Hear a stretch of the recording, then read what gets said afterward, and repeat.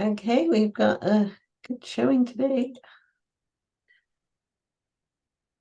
Okay, welcome everyone to our first EconTEAching seminar of 23-24, and apparently our 30th EconTEAching seminar since 2020, when we created them with Steffi.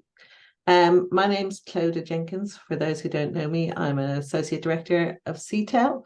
And with Parama, we had this idea for 2 years, maybe, at least, that we kept getting asked by people, can you do more? And as a very small band of people with Ramin and Manisha and Sylvia, as the main members of CTaLE, we don't have that much resource to do more.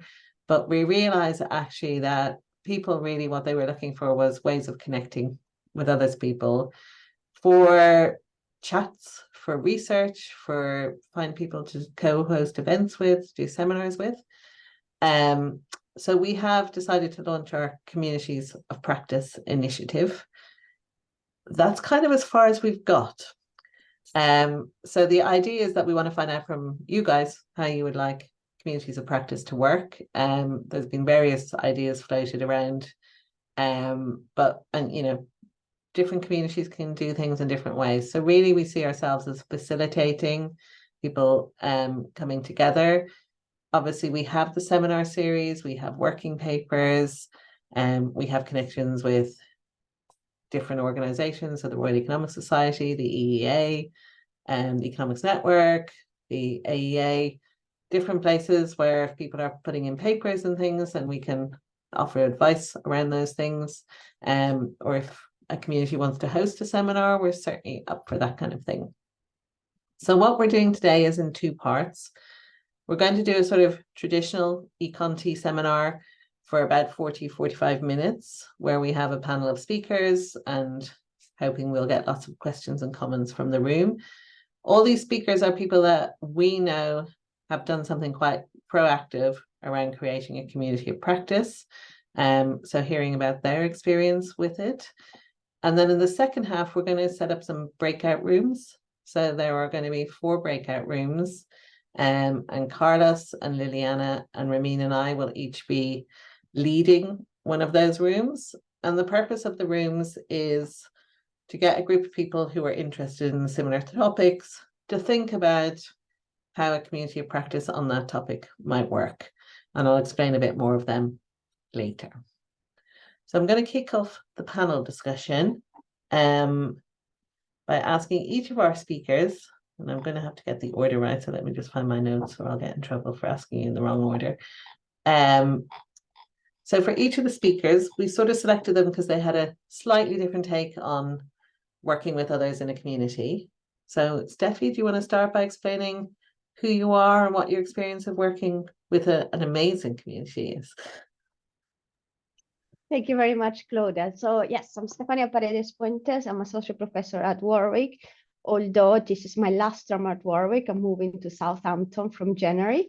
And what the community I'm going to talk about here is going to be about where you are. It's about creating EconTEAching chats with an amazing group of people with Cloda and Parama. This initiative was born during COVID-19.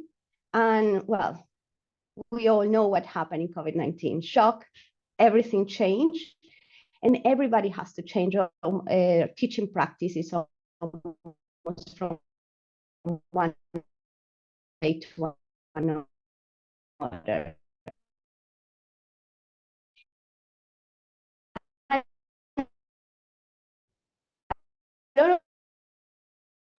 I've lost Steffi. Has anyone else lost Steffi? Our seminars Yeah.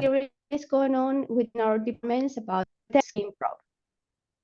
Steffi, can you hear me? Can you hear me? Yes. Yeah, breaking up quite a bit. That's the you see, I work better at home. You do. Can you hear me now? Is it okay or still bad? No, it's okay now. I'll let you know. Okay, where do you stop? Where I stop for you? Being with a great group of people in EconTEA. Okay, well, so very early. So yes, so we set up these EconTEAching chats. The idea was to share our knowledge, to share the knowledge of other people about education. Remember, all this was born during COVID-19, when kind of teaching changed completely, teaching and assessment methods changed completely. And a lot of our colleagues did not have the experience to deal with these kind of things. So working together with other universities, in this case with Paramount, with Cloda, was actually very helpful, because otherwise a lot of us will end up replicating the same mistakes, the same practices across the institutions. So we have had so far 30, this is our 30th seminar, and it has been very useful. Of course, at the beginning when we started, we had all these topics on how to teach online and some teaching practices, but we have moved on a little bit, and we have varied a lot. We cover a range of topics. So beyond specific teaching and assessment methods, we have also looked at more policy-based things about employability, widening participation, how these things impact economics, but also things like to support colleagues in education track careers in economics. So tips from other TAs, or how can we talk about mobility in education track careers, or how to publish in education economics. So we had a wealth of topics in here, and actually working together has been so helpful, but I think we're coming back to that in a bit.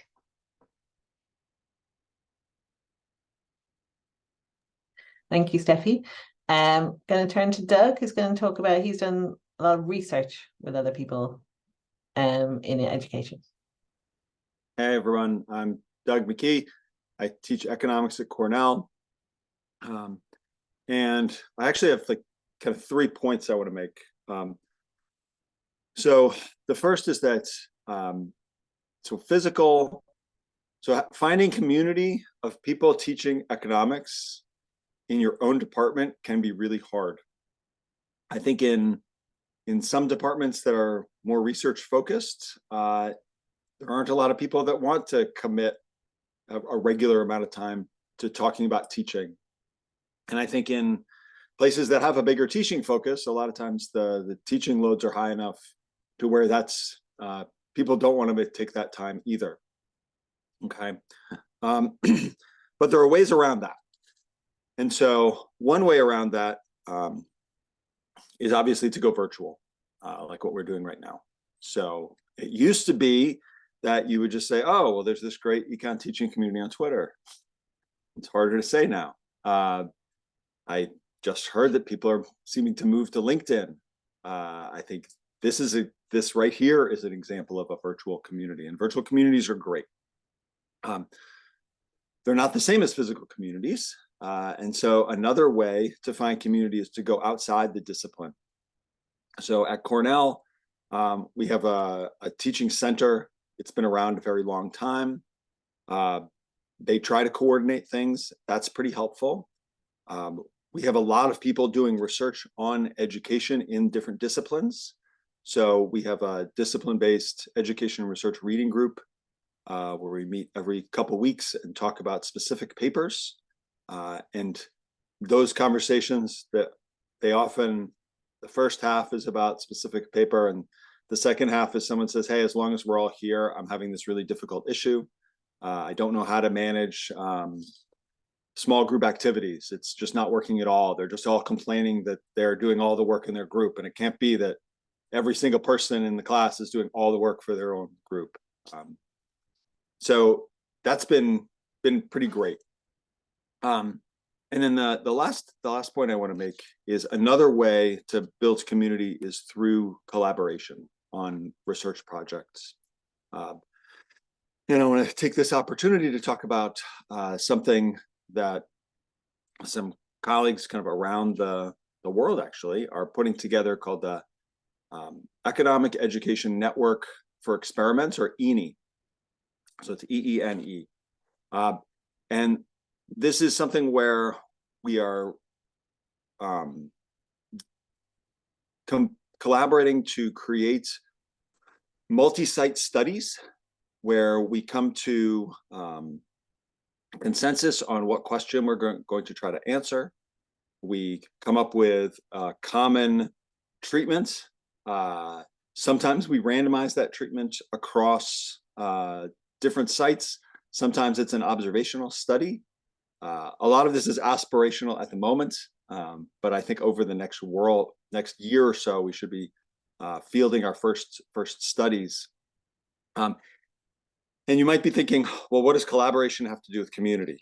Well, the people that I'm closest to are the people I co-author with. And so we talk about the research brings us together, but the community keeps us together. So sometimes I'll collaborate with someone on one paper and then it's fine, but then we never talk again. But for the most part, I collaborate with the same people pretty often. And so the idea is to build this network and work together to do these research projects. And then the community keeps people involved because research is hard. And so the collaboration feeds the community and the community feeds the collaboration. And so with that, I will pass it on. Who am I passing it on to, Cloda? I'm passing it on to Kripa. Yes. Hi, everyone. My name is Kripa Freitas, and I'm from the University of Toronto. We started our econ community of practice way back in 2016, and none of us, as I'm hearing about this, I feel really old. None of us are in our department are on Twitter or any social media, so we're old-fashioned. We just want to meet people, and our community of practice started out of a need. We have, unlike maybe a lot of you, a critical mass of teaching stream faculty, but at the time we started, we were very isolated and very alone. We teach large classes, we couldn't meet, and we felt like we were struggling to implement teaching, to get it right, and we cared so much, but we didn't have a way of sharing it. We were not in our department at that point even thinking about going outside or even thinking about teaching, conferences or things like that. So our community practice was born out of a need to share locally. We were teaching stream, and sorry, I should say I am teaching stream, and we have a critical mass of teaching stream faculty, but we also have research stream faculty who are very interested in teaching. They tend to be younger faculty, and we just wanted to have a place where we could meet and share and just talk about teaching structured way. So we started our community practice way back in 2016, and we didn't even know the term at that point. We stole it from another department who was doing something similar in psychology. But basically, we did what was familiar to us, which is a seminar style thing. That's what economists do, right? So we had a seminar style series where we met in summer when people were able to focus on teaching, and then just talk about, here's something we tried, here's something that worked, here's something that didn't work. And I have to say, it was extremely collaborative at the same time as people were pretty vulnerable about what worked and what didn't work. I think we are very reluctant in general to talk about failure, and especially around teaching, because it feels like extra special to fail at teaching, because you're supposed to magically be good at teaching. But we just had a bunch of people meet every summer over a couple of weeks, 6 to 8 weeks, I think, and then just talk about something, what worked, what didn't work, and share. And the bulk of the thing was discussion. So that's where we started, and over the years we've transitioned into having more external speakers. We've had Cloda and Doug come in, but it's primarily internal people talking about things that worked and didn't work. And we've changed formats, and I think we've pivoted off into different formats, and I'm not sure how much we want to talk about those different formats, but yeah, so primarily our teaching of practice is community building through meeting regularly over summer with a free lunch to talk about teaching in a space that's safe and that's supportive, and you feel like you can experiment and not have to worry about failure too much. Thank you, Kripa. Can I just stick with you for a second and ask how many people are involved in that kind of community? What size is it? So our department's pretty big. We have, oh God, I don't know the numbers off the top of my head. I would say around 70 people. And we've had, when we first started, I think way back, we had about 30, 40 people showing up pretty much regularly every week. We have a core group that shows up every week, and then we have people kind of dropping in topics of interest. Topics about technology, I tried this technology and here's what worked and didn't work, those tend to be spilling out of the room. But more niche ones, like here's a super specific thing that I tried and I don't think anyone's interested in, that tends to have a smaller thing. But we do have interest across thing. It is changing. So when we switched online in COVID, as with everything, right, it dropped dramatically the engagement, the discussion, and we're kind of having a hard time recovering from that. But for us, the in-person element has been critical. Just seeing people, talking to people across face-to-face has been our guiding principle so far. Excellent. Prema, do you want to say anything about CTaLE as a community before I ask these guys for some insights? Yes. Hello, everyone. Parma Chaudhary, I'm director of CTaLE. I'm here at UCL, where CTaLE started, and unfortunately, these guys who started CTaLE with me have now all fled, sadly. However, because CTaLE's activities remain largely online, though, like Cloda was saying, we do have occasional sort of get-togethers, more sort of serendipitously rather than anything else. If someone's in town, that kind of thing. The fact that it's online has meant that we are able to connect amongst ourselves, and then, of course, across the world as well. And I've had chats with, I think, way more people than I used to have in person pre-COVID, just because, you know, while we've been doing this. I mean, you could imagine that at any point someone can reach out an email and, you know, have a chat, but for whatever reason it doesn't happen. You need some kind of platform or, you know, some kind of excuse or something. It's been really amazing for us. Like Cloda said at the beginning, CTaLE is a very small group. So Manisha, who you all know as our fantastic CTaLE manager, who puts all of this together and works all the logistics, is the only CTaLE employee. So the rest of us are all sort of pitching in at various points. But we have lots of associates, we have friends, and so on. So networks really, and I've learned so much really from sort of all of those different people that we've gotten to know beyond the usual suspects.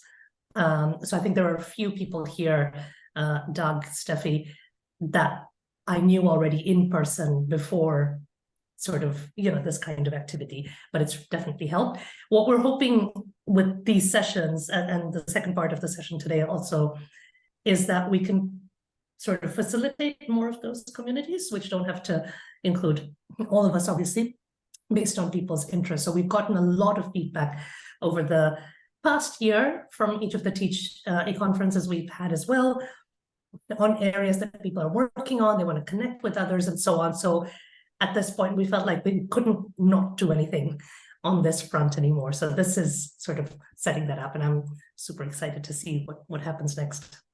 Thanks, Cloda. Thank you.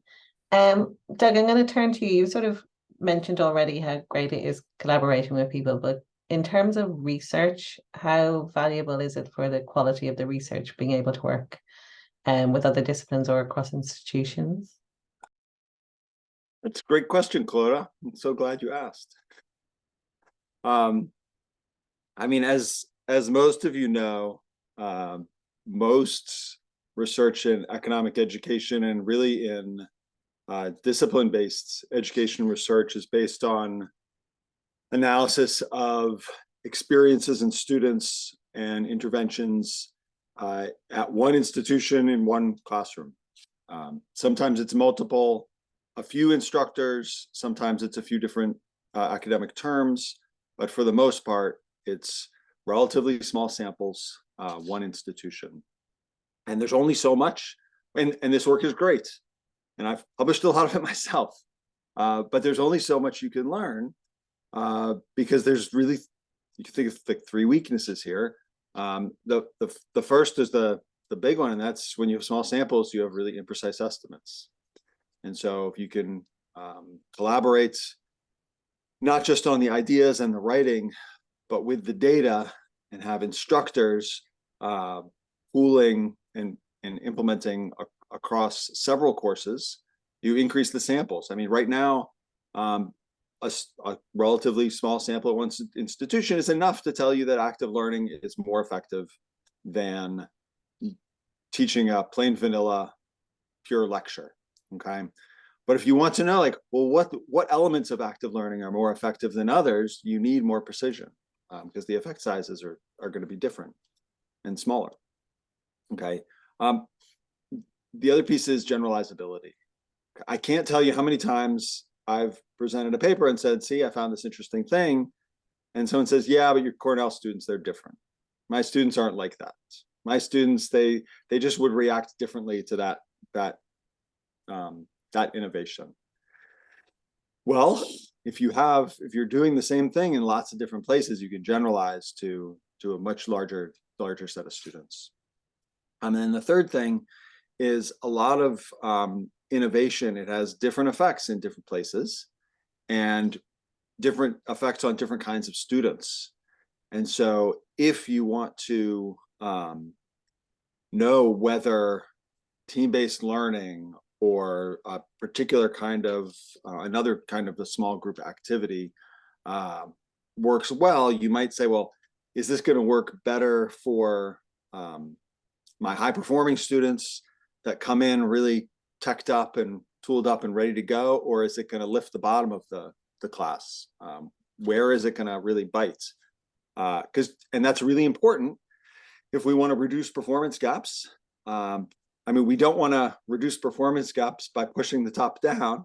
We want to reduce performance gaps by lifting the bottom up. And so if you've got a technique that can do that, it'd be nice to know.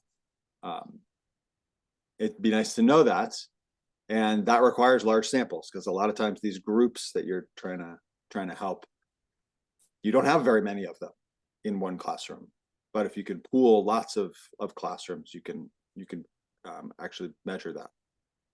And so, I mean, I don't want to overstate this, but I think multi-site collaborative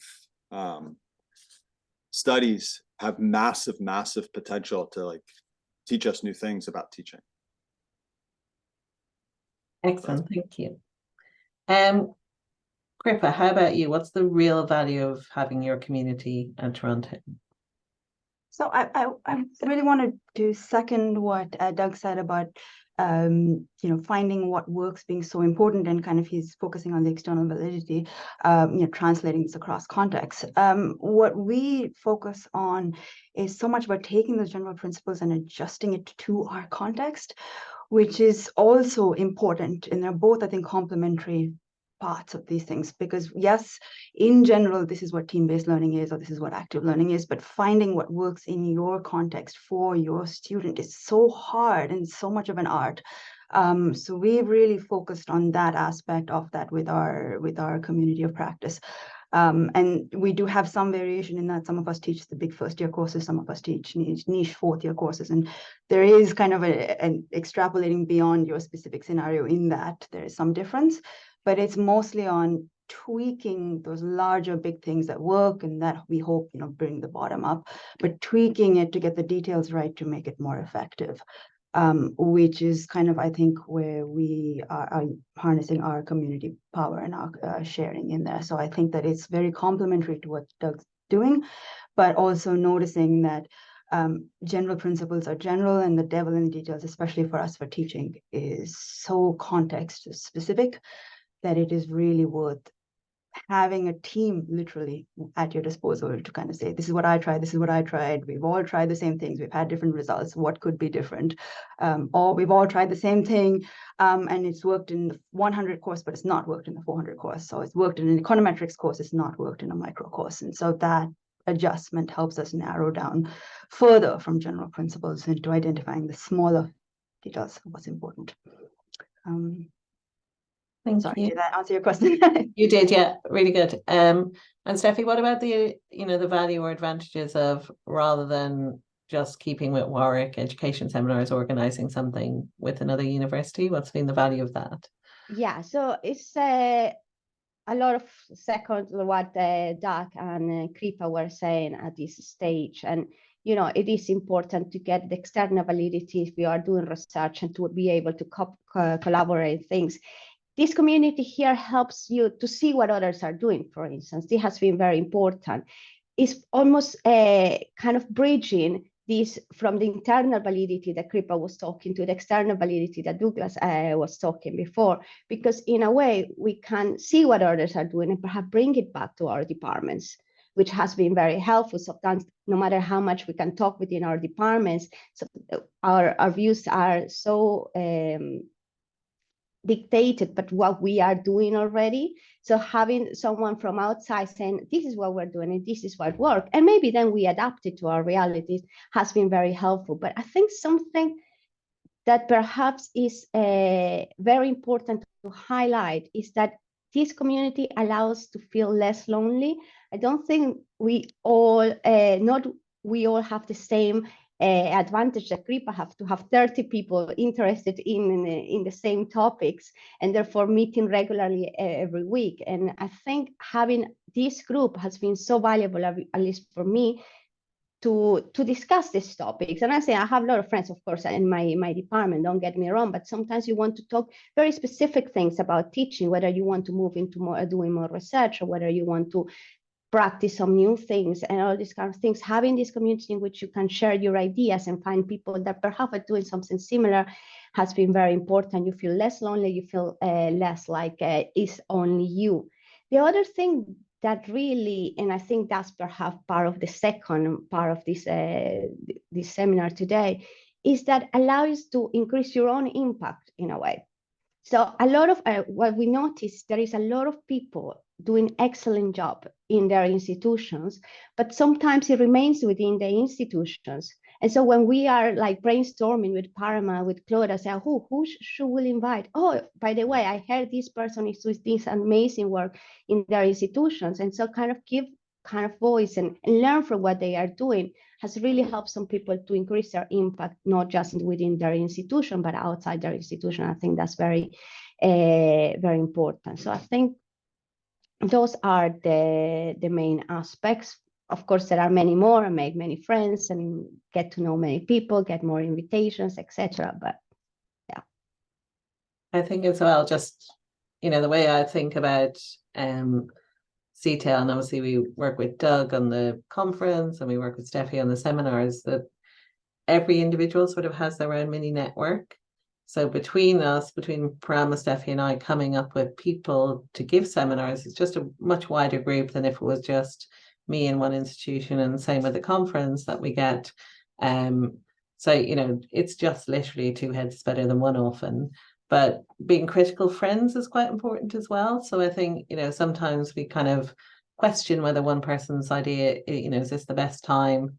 And this is, you know, coming from not really having worked together very much, that we just kind of got thrown into it. So that openness in the community is really important, that people, you know, are open to hearing each other's ideas. And I think that will be something that, you know, we obviously have codes of conduct in economics at the moment, but we kind of like to think in CTaLE we don't even need to put them up. But they do apply because we think people, you know, will be respecting each other in this space as much as possible. Which maybe is a nice place to think about the challenges, unless I guess I should just remind you, if you have any questions or comments for the group, Doug has put in his ENI link into the chat, just fire them up. But Kripa, do you want to talk about what the challenges are of working in a community with colleagues? I think so every place is different and every person trying to organize this is different. But for us, a guiding principle has been trust. And as you say, you have to, a community only thrives if you kind of trust each other. And sometimes finding the right balance or creating the right environment to allow sharing to be effective, you need to be vulnerable, and creating a space for that around teaching can be challenging. And I think that is probably the hardest aspect if people are looking to replicate this. And it doesn't need to be kind of really large, and you may want to try small, but having a space where people can say this is what worked and this is what didn't work is the most effective. But around teaching especially, you need to create an environment, and that may look different in different places, where your colleagues trust you enough to reveal information that they may not want to otherwise reveal, but may be useful. So I think for us that was the hardest challenge to come about, and that's something that I thought a lot about, and kind of how we chose the structure was based on that. And once you set up that environment, it kind of snowballs and it engenders itself. So that may be something I would suggest people think very strongly, carefully about when they decide how they want to start and where they want to start, because otherwise you just have a bunch of people telling you about wonderful things they did. Which is fantastic, and we all love good ideas, but then being able to take it and translate it requires trusting people and having people give you honest feedback. So that is something that was hard and something we thought very, very carefully about, and something we think about every single time. So that I think would be an important challenge. And also just finding the right form for your community can be challenging, because you really have to focus on what the need is and problem solve and create something around that, which changes. For us, it started out as a community of practice in a seminar style, and over time it's evolved into many different things. We started out with 30 people kind of showing up, and now we've evolved smaller breakout groups, smaller different seminars where we have just 5 or 6 people showing up and really doing a deep dive, as Stefania was saying, with other smaller things.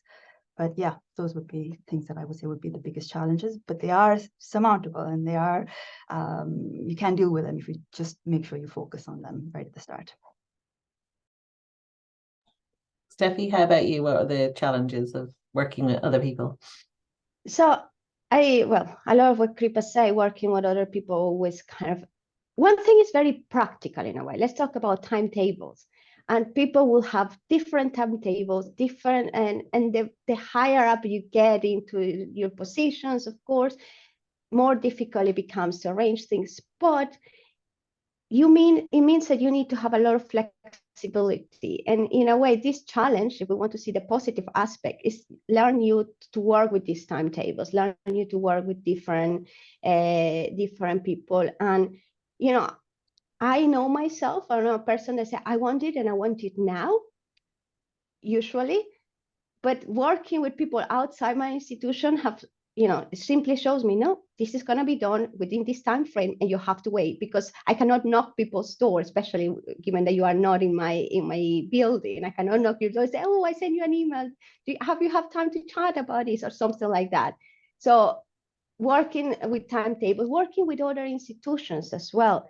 So learning tools that other institutions might use has been very important. So some people, especially now, maybe has changed, but at the beginning, we saw at the beginning of COVID, people moving either Teams or either Zoom.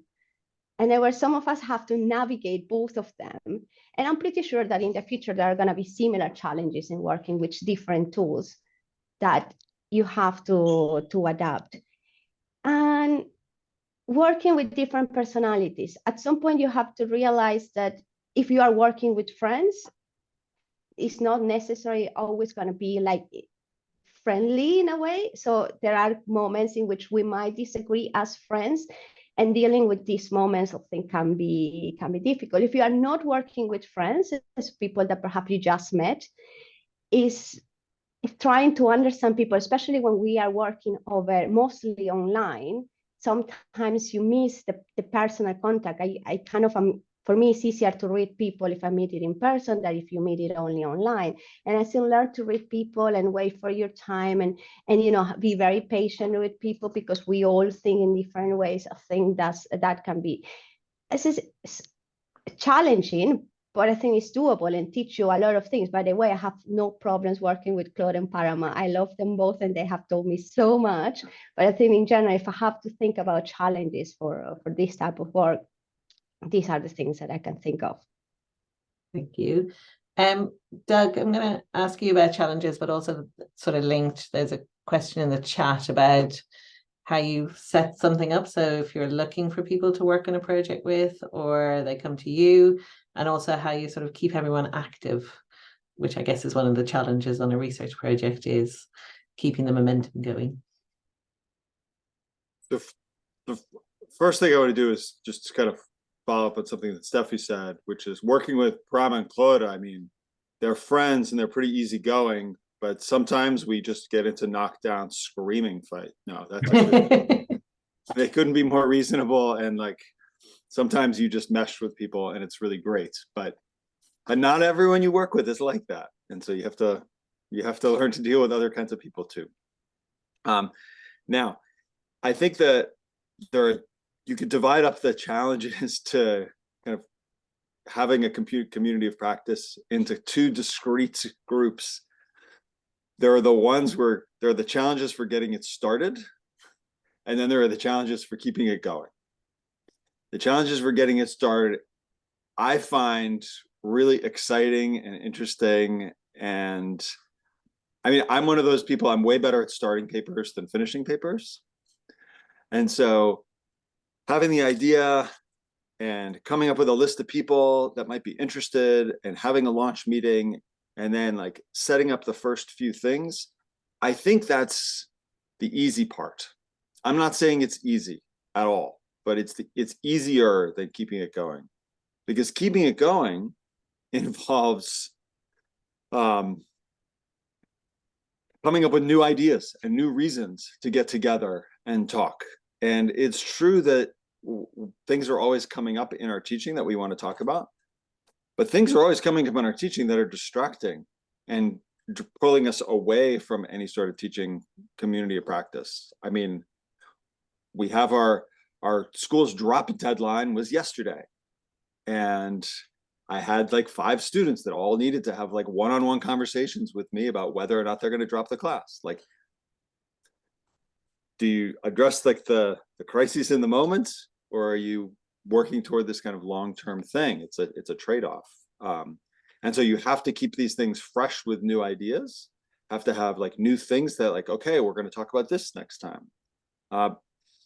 And then at the same time, I think it's really important to bring in new people. And so you can't just like recruit at the very beginning and then kind of let it sit. You constantly have to be reaching out and trying to get more and different people involved. I think both of those things are really key to kind of keeping something going. And Kripa, when you were setting something up internally, how did you kind of launch it, or where did the idea come from?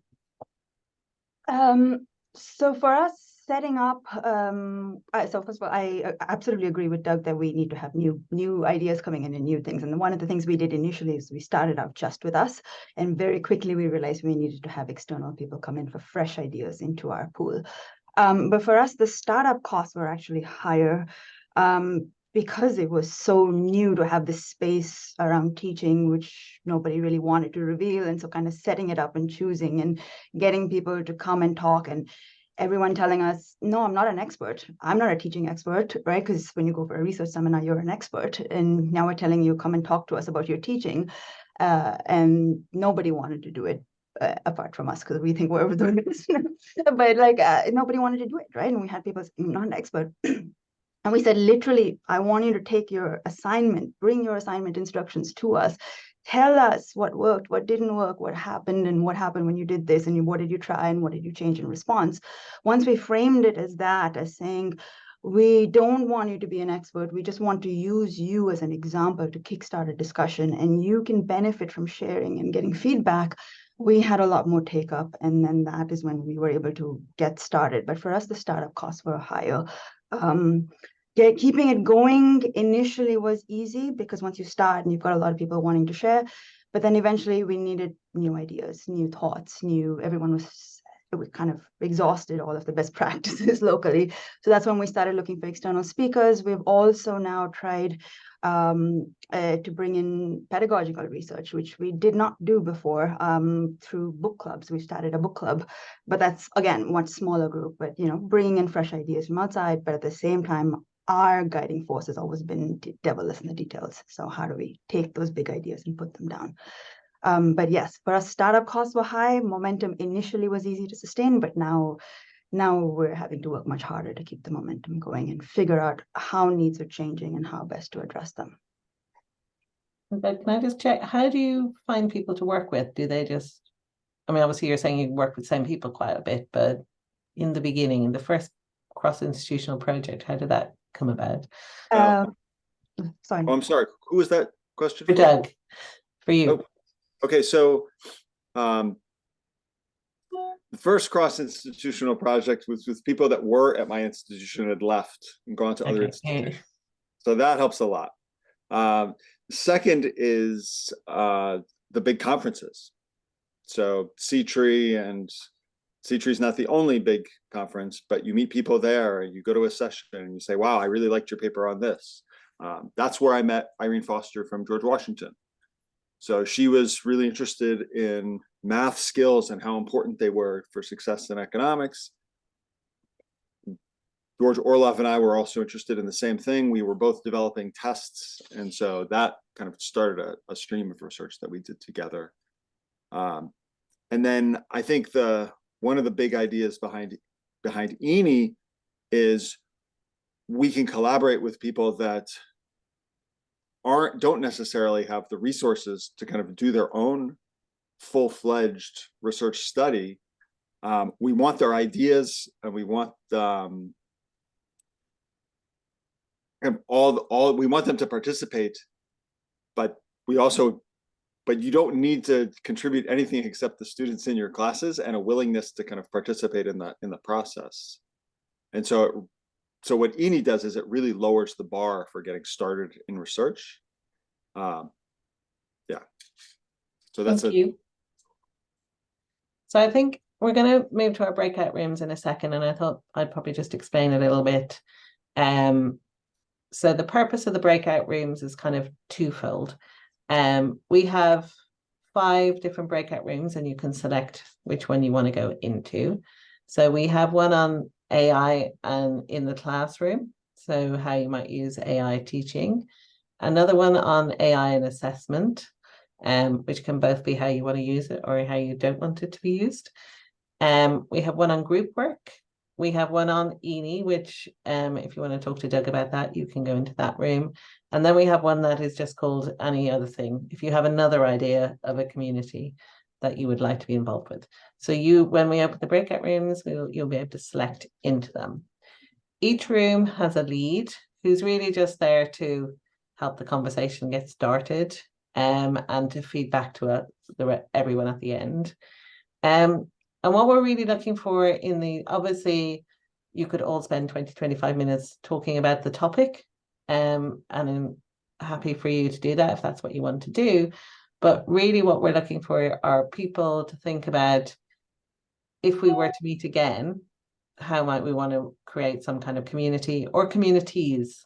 So if there's lots of you, I think what we're hearing here is, in some situations, people might want to work with 2 or 3 people. In other situations, having 15 people where some want to give a little, some want to give a lot, that's all up to you as a group. It's really for the group to work out what they might want to do, if anything. Some of you may be in listening mode, some of you may be in very proactive mode, and that's absolutely fine.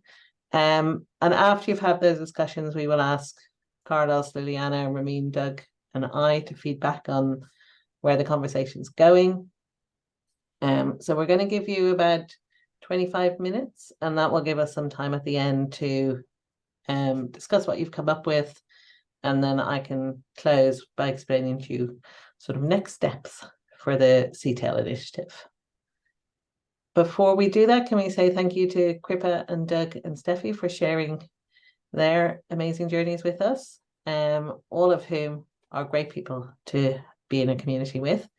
And Manisha, if you want to open the rooms, and I must remember where I'm going. So thank you. These ones obviously aren't recorded in the rooms as normal. Lost a few people, but I think keeping everyone here for an hour and a half is quite a long time for us to do that. So let me ask Liliana to give us a 2-minute summary of what was going on in your breakout room.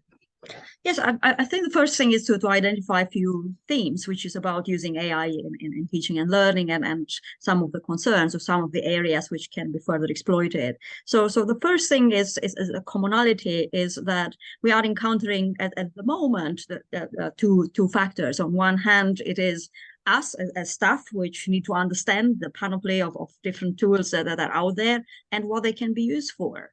So that's the one thing. That then it would be for the students themselves to learn about alternatives and to understand what these AI tools are doing. The next theme is about a lack of policy and the struggle of institutions to understand where we are going forward. Things are moving much faster than the policy itself. So that's why this conversation is something that perhaps we don't want just in the forum we had now, where we were 5 of us, but it would be a much broader forum. And it would be nice to exchange as well ideas with other groups, like, for example, the one on assessment today, AI and assessment. Because if we get it right, or the fundamentals right, on how to use AI in the classroom, then there will be as well spillover effects and potential benefits on the assessment side. As a theme as well, it was about AI to be thought as an engagement tool, especially because it's a lot of novelty out there, and something that both our students and ourselves can benefit from. And finally, I think it's one of the themes which came out here. AI can be also used in order to manage the classroom, especially if we have large cohorts. It can become like a teaching assistant, and it can become as well in the context of flipped classrooms, for example. You can have AI being there first and then discussing the learning from the AI tools in a more traditional lecture format. So essentially, it is at different levels that we would be happy to further this conversation. Excellent, thank you. Carlos, you were the other AI group. Yes, so we identified lots of topics that people would be interested in taking forward, but the main highlights, really, I would say, was that we feel that sometimes is the misconduct committees and the rules and regulations that are driving the conversation, and we feel that the conversation should be driven a lot more about pedagogical principles. So why do we need to change assessment? And how we do that should be driven by pedagogy and not so much by what the rules and regulations are being put down to us. And we do feel a lot of the conversations at the university level is mostly about rules and regulations and about practicalities, and less about, what are the principles, the pedagogical principles that we should be following, and asking ourselves, what should the assessment of the future be? Is there a new way to assess students that we haven't tried yet, and so on and so forth? We also felt that this group, this community of practice, could play a role in terms of gathering information about what the picture is. And we could, for example, have a very short survey asking people, how is AI being adopted or dealt with in your institution? So we actually know how different institutions are dealing with the issue. Because at the moment, I've heard anecdotal evidence of some institutions being really pro-AI, some very anti-AI, and different institutions dealing with the issue in a completely different way. And it would be good for us to actually understand what practices are out there, because we could also use that data to inform the discussion at our own institutions, and saying, well, I know you're proposing this way of doing things, but this is not necessarily the best way. It's not the only way we can do things. All these other institutions are doing interesting things, and we should maybe explore and consider that. So this, if we can get some kind of data in this form, this could inform the next conversations that we have. And so I think that there is a lot of interest in the area, but it's moving away from the rules and regulations and focusing on the pedagogy seems to be the main message in our group. Very good. Doug, did you have any people join you in your ENI group? Actually, we had a really nice conversation. And there are a couple interesting things that came up. So first, I learned, I guess I didn't really learn, I knew that there are a lot of faculty out there that are pretty time constrained, especially at kind of teaching focused institutions where they want to be engaged in research, but it's tough. And we talked about different ways to kind of stay engaged in research, even when you have a high teaching load and a lot of service responsibilities. And so working over the summer, finding co-authors and really clearly delineating responsibilities, so you're all kind of together contributing. And then the idea is that ENI allows for the creation of these studies where people can contribute and be engaged in research at high levels or lower time commitments, depending. And you can be engaged even if you're teaching your class and you're kind of trying something new in the classroom. That can be part of your research agenda. An idea that I hadn't thought of that I think is a really good one is we can use ENI to do much shorter timescale studies. So I was thinking of studies at the term level, where you kind of look at kind of how things progress over the term, or you implement a new teaching method throughout the semester. And Jonathan suggested, well, maybe it could be smaller time scale, and say, here's a specific topic that many people teach in their class, and here are a few different ways to teach it. Let's see across lots of different institutions which one is most effective. And I thought that was a great idea. I really liked that a lot.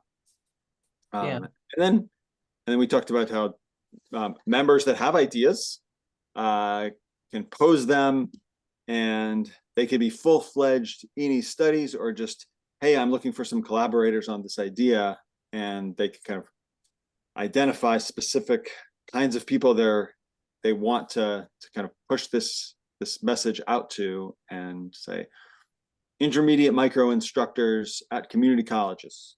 I don't know if there are that many community colleges to teach intermediate micro, but this would be a way to kind of really specifically target specific groups that you might want to collaborate with. And so I thought that was really cool too. So I was leading the room on group work, and I think, again, like the other groups, there was, I suppose, a few themes coming out. So there was a nice one around how do we measure the efficacy of teamwork, both on learning, but more widely. Does it matter who's in your group or who's in a student group, was one of the other things we were looking at. And I suppose we sort of identified, for a community perspective, that there's a sort of a need just to have a group of people that you can talk to about things that you're trying. So we were talking about, maybe meeting every 8 weeks or so. Whoever wanted to come could come, just on the sort of, I'm thinking of this, or I've tried this and it's not working, kind of, I suppose more like office hours for each other kind of a thing. And then the other one was more on the research side. So Tisha has done some research with Kim Marie that's ongoing, that sounded like other people could actually learn a lot from, but also do similar research and share the findings and see if things vary across different people. So that was really good. And I think just a really positive vibe about the idea of having people to work with. I think, again, a sense that there's quite a few people who don't have colleagues down the corridor from them working on econ ed type things, and providing that platform. The other thing that we did talk about is whether people wanted to, communicate by email or have this regular meetup, or how they wanted to do it. And we did have an idea of having some kind of shared document or webpage or something where people could say, like Doug was saying, this is who I am, this is my Google site, and I'm interested in partnering with people on X or Y. So that's something that Manisha's put in the chat, that we have somewhere where you can sign up if you're interested in community of practice, but maybe we can think about whether there's ways of making what's going on in the background a bit more public to people. Ramin, any action in your room? We talked more about the how of building a community. So, so essentially we're all up about this bottom-up shaping of the community of practice, but at the same time, at the CTaLE end, we thought about what are the ways in which the CTaLE could help. So, for instance, having these shared documents, an Excel file, somewhere that people that can signpost their interest, or having a bit towards the end of the seminars that is more participatory. People just informally share what they're doing. And then trying to build a structure around those themes and basically help the community building from the bottom up. Excellent. Thank you. So this is my opportunity to share my screen, if it will work. So what we have done in CTaLE, and those of you who were at the conference, hopefully will have already participated. So first of all, on the CTaLE website, you will find that we have a new area called Communities of Practice.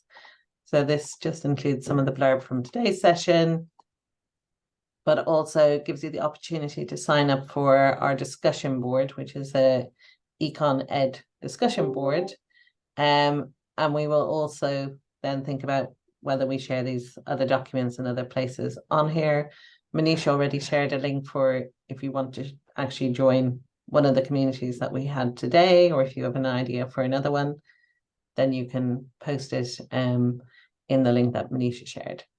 When you get access to our communities of practice, you can see that during the conference, we had lots of different discussions going on different topics. And today I just pinned a thread called Welcome to our Communities of Practice discussion. And we have a Communities of Practice category. So the idea is just what we've been talking about today. So if you want to set up a thread around AI and assessment, you can get it started there and people can start having a conversation on here. You can ask anybody that you think would be interested in joining, share the CTaLE link with them and they can sign up. And then off the back of the platform, obviously people might then decide to pair up in groups of 2 or 3. If Carlos, you wanted to collect information, then you can put your survey on here. There's all sorts of things that we can share, but obviously like any discussion forum, it's only going to work if people are on there and using it. But I think we know that all the different social media and whatever Bluesy is, whatever the new one is that Manisha's joined, they're just so disparate now. So we're hoping that we can get the community, at least the CTaLE community, to use this as a starting point to talk with each other. And we will try and keep the momentum going. So if you're not on there, I think many of you are, sign up today while we're sitting here, and we can get the conversation going there. But also we will obviously share our thinking after this meeting. We have a monthly CTaLE meeting coming up and we'll talk about what Ramin was talking about, how can we help people leverage the bottom-up approach in doing that. And that's all from us today, unless anyone has any questions or comments.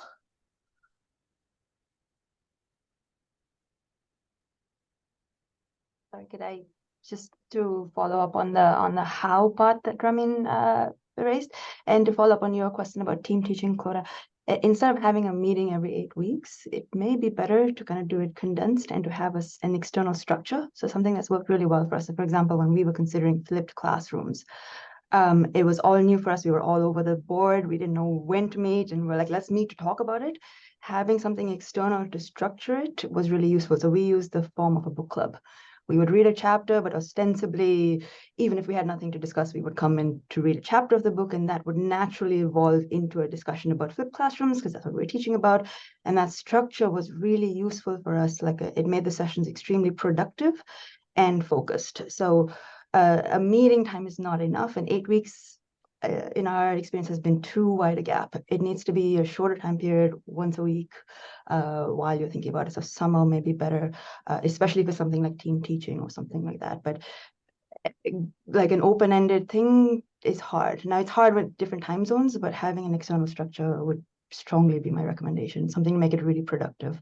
Yeah, that sounds really good. So I think we certainly need to put our heads together around the best way to do things. And then obviously if people want to meet for coffee or something, if they live near each other, they can go ahead and do that. So the idea is hopefully that people will just meet more people who are working on similar things. But yeah, Kripa, I totally get that point. I can see that we're now moving into competitive ed discussion with badges and a competition on who posts most. So that might be a good time to let you all go over to ed discussion and start winning. If you're not in, you can't win. That's what they say. Thank you very much again to our panelists and to Manisha for organizing us. And thank you all for being an amazing community for us. We've had quite a journey with CTaLE, and it's really nice to see it expanding into this area now.